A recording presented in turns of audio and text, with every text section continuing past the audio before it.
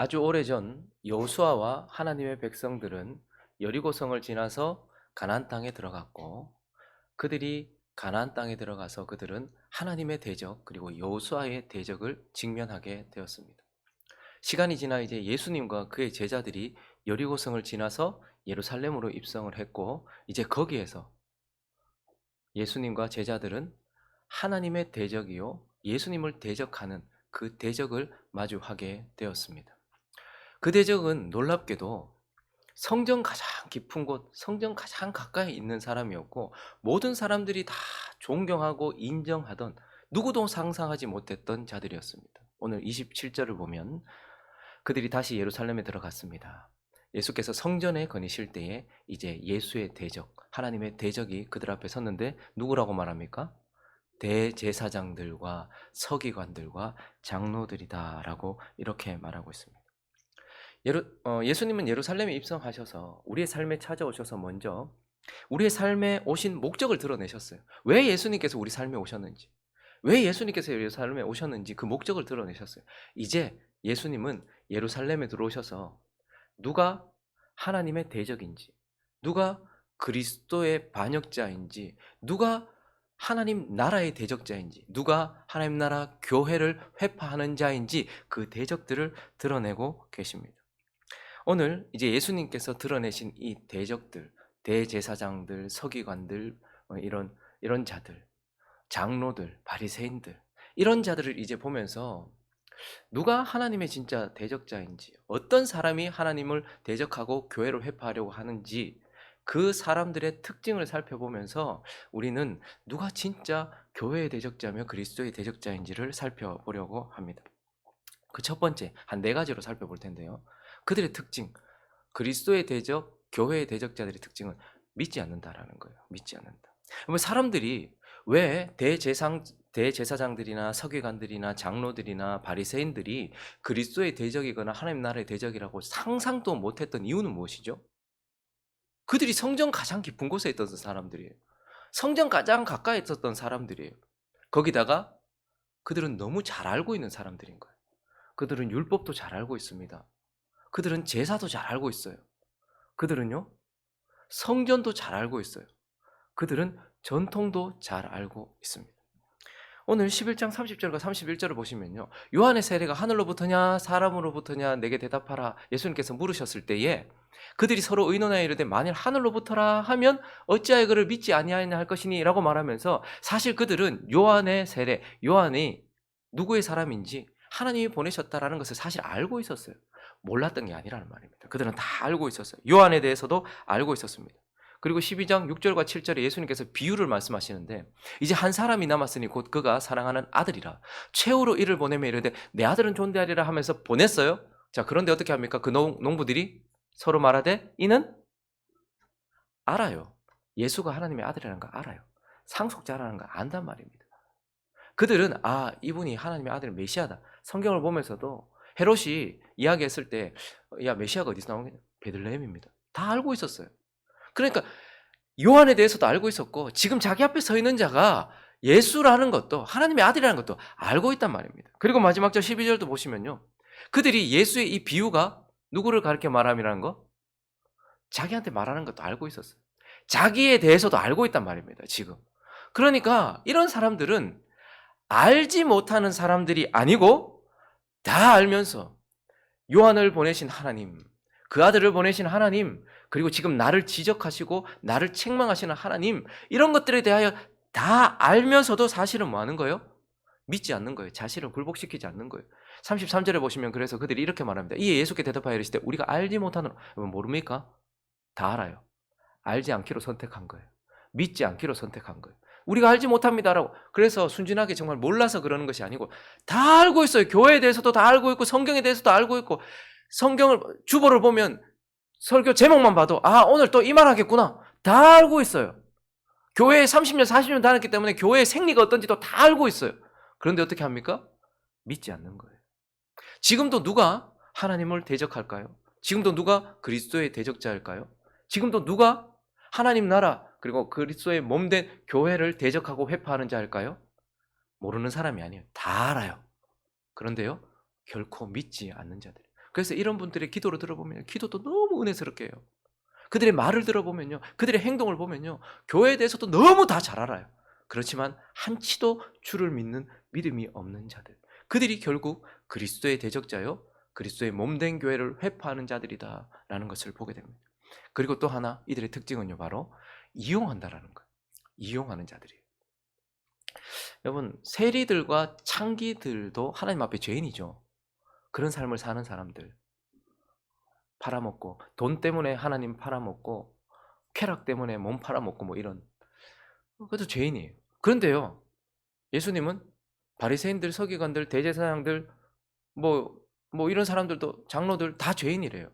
그런데 예수님은 똑같은 죄인으로 취급하지 않고 세리와 창기들보다 바리새인들과 서기관들에게 더 진노하셨고 그들에게는 저주를 퍼부으셨어요. 그러니까 이들이 더 죄인이라고 주님은 보시는 거예요. 왜 그럴까요? 그럼 우리가 어떻습니까? 바리새인과 서기관들이 더 더러워 보입니까? 창기와 세리가 더 더러워 보입니까? 그것도 지금 예를 들면은 그 일본의 나라를 빼앗겼을 때 일본 앞잡이하고 있는 사람들이 더 악해 보입니까? 이들이 더 악해 보이잖아요. 그런데 왜 하나님은 바리새인들과 서기관, 장로들 이런 자들이 더 악하다고 말합니까? 세리와 창기들은요, 육신의 정욕을 이기지 못해서 죄에 질질 끌려다니면서 죄를 져요. 그래서 사실 자기가 더럽다는 걸 알기 때문에 그래도 머리를 빳빳이 쳐들고 다니지는 않습니다. 근데요, 대제사장들, 바리새인들, 서기관들, 장로들, 오늘 여기에 있는 자들은 하나님을 이용해 먹고 있는 거예요. 성전을 이용해 먹고 있는 거예요. 더 무서운 죄를 짓고 있는 거예요. 11장 15절부터 보시면요, 그들이 예루살렘에 들어갔어요. 예수께서 성전에 들어가 보니까요, 성전 안에서 매매하는 자들을 내쫓으시며 돈 바꾸는 자들의 상과 비둘기 파는 자들의 의자를 둘러 엎으셨어요. 주님께서 다 뒤집어 엎으셨어요. 아무 물건을 가지고 성전 안으로 지나가면 허락하지 아니하시고, 이에 가르쳐 이르되 기록된 바 내 집은 만민이 기도하는 집이라 칭함을 받으리라 했는데 너희는 강도의 소굴로 만들었다. 너희는 강도의 굴혈로 만들어버렸다 라고 말하면서, 다시 15절 가보시면요, 성전에 들어가니까 성전을 매매하는 자들이 있어요. 이건 뭐예요? 멀리서 하나님께 제사하기 위해서 양과 소를 가지고 옵니다. 근데 그거 가지고 오잖아요. 예를 들어서 저 단 지파들 혹은 저 뭐 브엘세바 근처에 있는 사람들이 예루살렘까지 가지고 와요. 그러면 곱게 하나님께 드리려고 가지고 왔는데 대제사장들이나 거기 있는 서기관들이나 장로들이 딴지를 겁니다. 야, 이거 흠 있네. 이거 안 돼. 이거 하나님께 못 드려. 그래서 어떻게 합니까? 자기들이 관리하는 그곳에서, 그것도 양도 다 비틀어진 양들, 그런 양들 더 비싼 돈 주고 이것으로 하나님께 제사하게 합니다. 이것으로 제사하지 않으면 승인을 안 해주는 거죠. 그리고 세금을 낼 때에도요, 야, 이거 세상 돈이야, 해로 들어가 있어, 안 돼. 성전세를 내는 데에는 또다시 환전을 하는 거예요. 그러니까 더 웃돈을 올리는 거죠. 그러니까 하나님께 세금 11조 드리러 와도 더 막 올라가는 거예요. 정말 가난한 자들이 하나님께 정말 제사하고 싶은데 드리게 하기 위해서 하나님께서 비둘기라도 드려라. 근데 그것도요, 엄청난 돈을 받고 있는 거죠. 그런 식으로 해서 지금 뭐 하고 있는 거예요? 그들은 성전을 이용하고 하나님을 이용하고 제사를 이용하고 사역을 이용해서 자기를 신현하고 있고 자기의 배를 불리고 있고 자기의 명예를 높이고 있고 사람들이 자기에게 굴복하게 만들고 있는 거예요. 그러니까 세리와 창기들은 육신의 정욕을 이기지 못해서 죄를 짓고 있는 죄인이었다면 이들은요, 얼굴 빳빳이 쳐들고 하나님 이용하던 자들이었어요. 그러면서 성도들 핍박하고 성도들 핍절하게 만들면서 그렇게 하고 있었던 자들이죠. 지금도 누가 하나님의 대적자일까요? 누가 그리스도의 대적자일까요? 누가 교회를 회피하는 자들일까요? 이렇게 뭐 육신의 정욕에 빠져가지고 뭐 주일 뭐 제대로 지키지도 못하고 또 죄에 넘어져가지고 술 한잔하고 넘어져가지고 질질 울고 내가 이래가지고 교회 다니는 사람 뭐 이게 있습니까? 이런 자들이 아니고 오히려 교회 안에서 프로그램을 이용하고 사역이라고 이름하면서 이런 것들을 가지고 자기 배불리고, 그러니까 복음이라는 아이템, 교회라는 기업을 자기가 CEO처럼 앉아가지고 이거 이렇게도 돌리고 저렇게도 돌리면서 결국 유익은 누가 받는 거예요? 자기가 다 받는 거예요. 어떤 분이 막 한탄하면서 한번 그런 얘기를 하시던데, 그 교회에 좀 대형 교회 좀 커요. 그러니까 뭐 이렇게 한번 예를 들면 에어컨을 한번 뭐 6층부터 뭐 지하 2층까지 에어컨을 한번 다 바꾼 다음에 이거 어마어마한 돈이잖아요.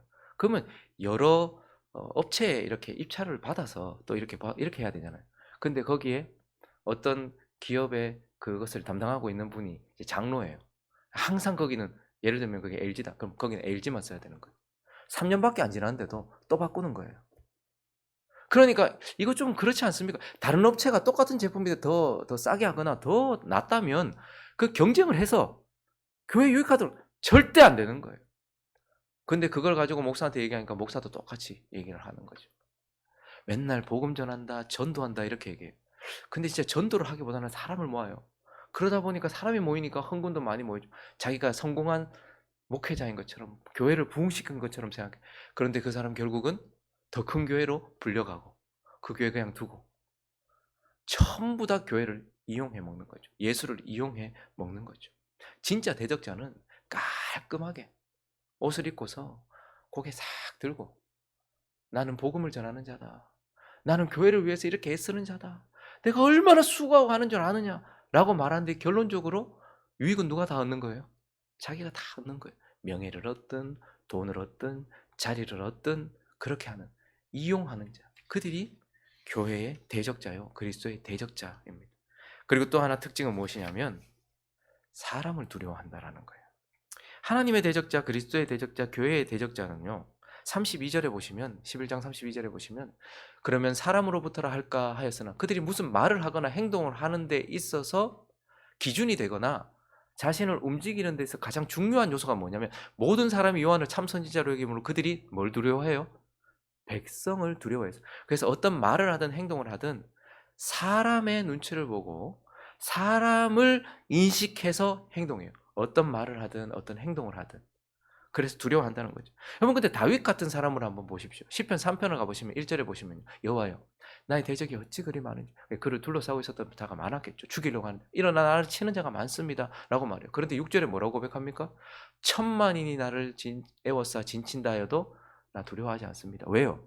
그 앞에 뭐가 있어요? 앞뒤에 하나님이 내 하나님이기 때문에 하나님 한 분만 계시면 되기 때문에 라고 말해요. 사람을 두려워하지 않아요. 그런데 그래서 다윗은 자기에게서 사람이 떠나가는 것도 두려워하지 않았어요. 그리고 사람들이 자기를 둘러 진쳐도 자기가 하나님 앞에 옳고 의롭다면 하나님이 너 옳다라고 말한다면 두려워하지 않았어요. 그런데 사울은 어땠습니까? 사무엘상 13장 가보시면요. 사울은 사무엘이 정한 기한 되어 이래 동안 기다렸으나 사무엘이 길갈로 오지 아니하였으니 그때 백성들이 자기한테 흩어지는 거예요. 무서운 거예요. 자기 앞에 서 있는 블레셋이라는 사람도 무섭고 지금 나를 떠나고 있는 이 백성들이 나를 떠나는 거 그게 너무 두려운 거예요. 그게 너무 무서웠다라는 거예요. 15장으로 또 넘어가 보시면요. 24절에 그가 이렇게 얘기합니다. 사울이 사무엘에게 이르되 내가 범죄하였습니다. 자기가 범죄했다고 인정도 해요. 그런데 뭐라고 얘기하는 거니까 내가 여호와의 명령과 당신의 말씀을 어긴 것은 내가 당신보다 여호와보다 백성들을 더 두려워했기 때문입니다. 고백하는 거예요. 그랬으면 회개를 해야 되잖아요. 아유, 내가 그랬기 때문에 내가 사람들을 더 두려워해서 그랬습니다. 그런데 그가 지금도 말하는 게 뭐냐면 30절에 보시면요.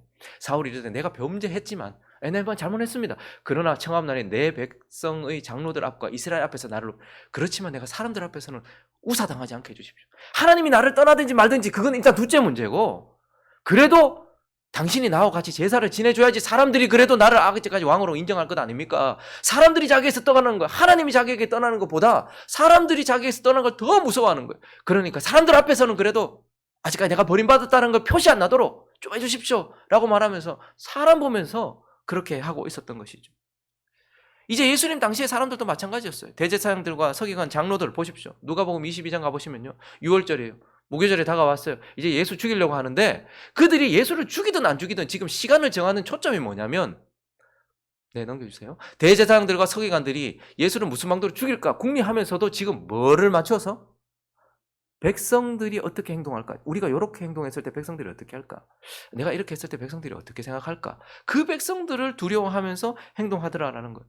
여러분 결국 오고 오는 세대, 손을 씻었지만 오고 오는 세대에 예수를 죽인 주범으로 기록된 본디오 빌라도도 어떻게 합니까? 마태복음 27장 24절에 보시면요. 빌라도가 알았어요. 이 사람 죄 없다. 이 보통 분이 아니다. 이거 지금 유대인들이 지금 일부러 이러는 거구나. 다 알았단 말입니다. 그런데 빌라도가 아무 성과도 없이 도리어 밀란이 나려는 것을 보고 백성들이 막 일어나는 거예요. 그러니까 혹시 백성들이 일어나서 나를 공격하면 어떡하지? 여러분, 근데 이게 쉽지는 않습니다. 목회자들도요. 아, 내가 이렇게 얘기했을 때 성도들이 거기에 대해서, 그리고 내가 이런 말을 했을 때 저 장로가, 저 권사가, 저 집사가, 저 사람이 이러면 두려워요. 아, 이거 또 교회 시끄러워지는 거 아닌가? 그래서 옳음과 의로움과 하나님을 선택하기보다는 이렇게 했을 때 사람들이 어떻게, 그래서 은혜라는 것을 사람들이 좋게 여기는 것으로 하는 것을 은혜라고 생각해요. 은혜는 하나님이 하라 하신 대로 했을 때에 문제가 생겨도 하나님이 덮어주실 때 그걸 은혜라고 하는 거예요. 그런데 이러한 하나님의 대적자들은요, 그래서 사람들과의 관계를 참 막 잘하려고 막 노력해요. 그런데 결국은 어떻게 합니까? 사람이 두려워서 하나님을 두려워하지 못하는 자들. 그래서 지금도 누가 결국은 그리스도를 대적하고 누가 결국 교회를 어지럽히냐 하면요, 하나님 두려워할 줄 모르고 대신에 사람을 두려워해서 사람들에게 맞춰 행동하는 자들, 그들이 바로 그리스도의 대적자여 교회를 망치는 자들이다라고 예수님께서 드러내고 계시는 것입니다. 마지막으로 한 가지 더, 가장 중요한 거죠. 주님의 주권을 인정하지 않는다라는 거예요. 주님의 주권. 여러분, 예수님께서 우리 삶에 깊이 들어오시고 우리 삶에 오시면 편할까요? 불편할까요? 평안할까요? 아니면 힘들까요? 예수님께서 우리 삶에 오시면, 오늘 27절에 보시면요, 그들이 다시 예루살렘에 들어왔어요. 예수님이 저 변방으로 도시다가 이제 우리 삶의 중심, 내 삶의 한복판으로 들어오셨어요. 그리고 예수께서 어떻게 해요? 성전을 거니십니다. 그리고 뭐 성전도 뒤집어 엎으시고 막. 그러니까 이 방 문 열어봐. 우리에게는 열어주고 싶지 않은 방들이 있잖아요. 그때 그거 한번 다시 얘기해 보자. 그리고 이거 이렇게 하지 말고 이렇게 해. 이렇게 하시면 사실 주님이 우리 인생에 찾아오시면요, 내가 그분께 맞추지 않는 한 상당히 불편합니다. 나 여기 열고 싶지 않은데, 나 이거 그대로 하고 싶은데, 계속 그러는 거예요. 그런데요, 오늘 비유를 통해서 보십시오. 12장 1절을 보시면요, 예수께서 비유로 말씀하셨지만 이건 진리죠. 그들에게 말씀하시되 한 사람이 포도원을 만들어, 포도원 누구 거란 말이에요? 하나님 거란 말입니다. 산 울타리로 두르고 산 울타리로 보호하는, 그러니까 율법을 주시면서 그걸 둘러서 즙자는 틀도 만들었어요. 망대도 지었어요. 그리고요, 농부에게 세를 주고 타국으로 갔어요. 농부 그러면 누구 거예요? 주인 거지 뭐. 자긴 자기 자신 게 아니에요. 그래서 종이라고 표현하지 않습니까? 그래서 주님은 지금 이 비유를 통해서 뭘 말씀하시냐면, 네가 가지고 있는 거 다, 지금 네가 여기서 농사 짓고 네가 지금 열매 거두고 네가 이거 가지고 지금 소출을 얻고 하니까 다 네 건 줄 아는데 다 내 거야. 네 생명 내 거야. 네 몸 내 거야. 네 시간 내 거야. 네 물질 내 거야. 네 자녀 내 거야. 다 내 거야. 그리고 너 내 거야. 이렇게 말씀하세요. 그리고 2절에 어떻게 합니까? 때가 이르렀을 때 농부들에게 포도원 소출 얼마를 받으려고 하나님께서 내 거니까 달라 하신단 말이에요. 주님이 우리 인생 가운데 찾아오시면 주님은 자신의 주권을 드러내십니다. 주인으로서. 선한 주인으로서 자신을 드러내세요. 그런데 그때 어떻게 해야 됩니까? 내 것이 아닌 것을 인정하고 주님의 뜻에 맞추어야 돼요. 그런데 대적자들은 어떤 자들입니까? 끝까지 자신의 것이라고 생각을 해요. 내 시간도 내 거고 내 몸도 내 거고 내 생명도 내 거고 내 가진 것도 다 내 거라고 끝까지 주장하면서 그걸 내려놓지 않는 자들이다라는 것입니다. 그래서 지금도요, 누가 결국 그리스도의 대적자이냐, 누가 교회를 어지럽히는 자이냐, 주님의 주권을 인정하지 않는 자들. 직분도 자기 것이 아니고 주님의 것이고, 내 가정도 주님의 것이고, 내가 일할 수 있는 은혜를 주신 것도 주님의 것이고, 다 주님의 것인데 자기 거라고 착각하고 있다가 그것을 깨트리는 시간이 있었는데, 깨어져도 그까지 주장하면서 자기가 주인된 삶을 사는 자들, 그들이 결국은 그리스도의 대적자고 그리스도를 죽음에까지 이르게 하는 그러한 자들이다라고 말씀하고 있는 것입니다. 말씀을 정리하겠습니다. 예수님께서 예루살렘, 우리 삶의 중심에 오셔서 이제 그분이 왜 오셨는지 목적을 드러내시기도 하지만 그분은 그 바로 대적이 누군지를 드러내세요. 오늘 그래서 우리는 대제사장들과 서기관들과 장로들, 이 바리새인 같은 자들을 살피면서 하나님의 대적자, 그리스도의 대적자, 교회의 회방자 누구인가에 대해서 살펴보았습니다. 그 특징을 살펴보았습니다. 이 말씀을 들으면서 누가 떠오르셨습니까? 아, 그 목사. 아, 저 장로. 아, 이 권사. 아, 맞다, 저 집사. 아, 저 사람. 이런 생각이 드셨습니까? 그러면 오늘 설교 잘못 들으신 겁니다. 완전히 잘못 들으신 겁니다. 아, 맞다, 저 목사 맞다. 아, 저 집사, 저 장로 맞다. 이런 생각이 드셨다면 오늘 설교 완전히 잘못 들은 거예요. 주님은 누구에게 말씀하고 계세요? 나에게 말씀하고 계십니다. 우린 다 알아요. 말씀이 어떤지, 주의 뜻이 뭔지, 이게 지금 나한테 말하는 건지 아닌지, 내 모습이 주님 앞에 어떻게 비추는지 알아요. 그런데 우리는 믿지 않습니다. 우리도 주님 이용해 먹습니다. 나도 사람에 맞춰서 행동해요. 아, 내가 이렇게 했을 때 사람이 어떻게 생각할까? 헌금을 해도, 헌신을 해도, 내가 오늘 하루를 살아도. 그래서 사람 없으면 완전히 다른 사람이 돼. 하나님은 사람 많은 데도 계시고 나 혼자 있을 때도 계시는데 사람 없는 데서는 전혀 다른 사람이 되는.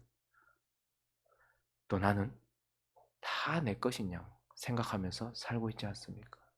오늘 이 아침에 주님은 다른 누구에게 대적이라 말하지 않고 우리 삶의 중심에 오셔서 너, 너라고 말씀하십니다.